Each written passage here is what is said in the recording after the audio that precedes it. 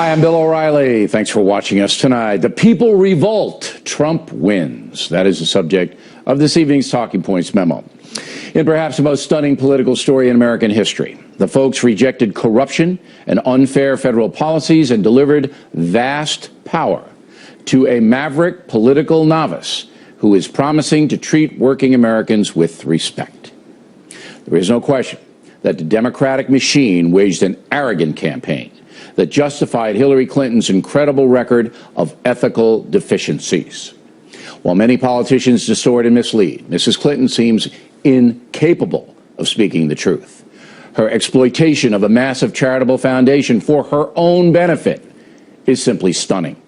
Even more troubling, she sincerely believes that she did nothing wrong or has ever done anything wrong. Americans, even some who voted for her, noticed the narcissism. Thus, they denied Hillary Clinton power. Here's what Talking Point said last Wednesday when I explained why Clinton might lose. There should be grave concern in the Clinton camp. The reason the secretary may lose is that the tipping point may have been reached.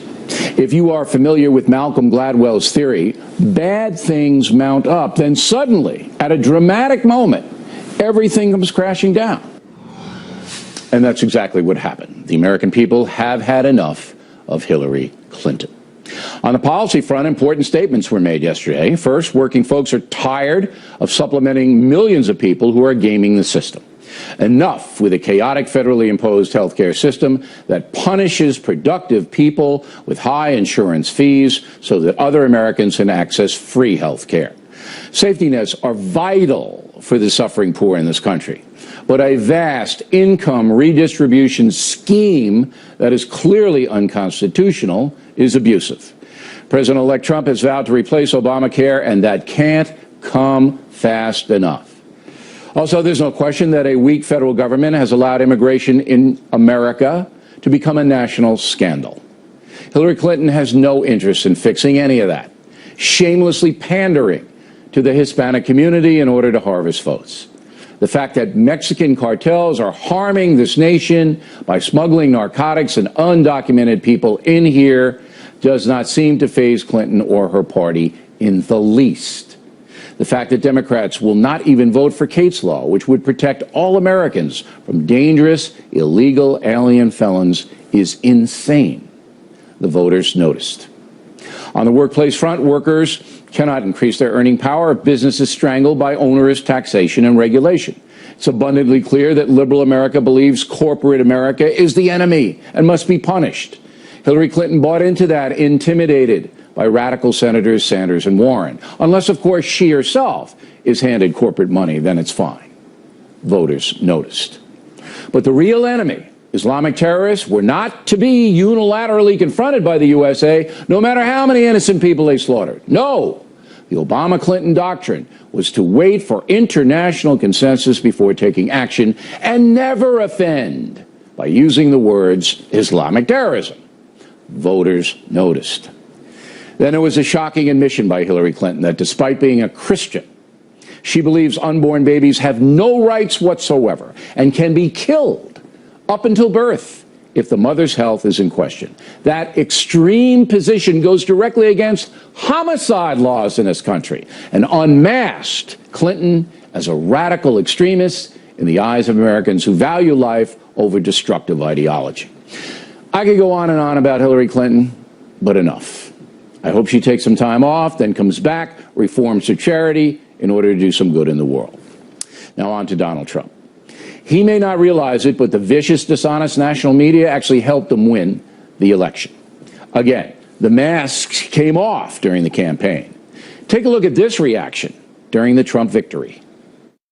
We've talked about everything but race tonight. We've talked about income. We've talked about class. We've talked about region. We haven't talked about race. This was a white lash. This was a white lash against a changing country.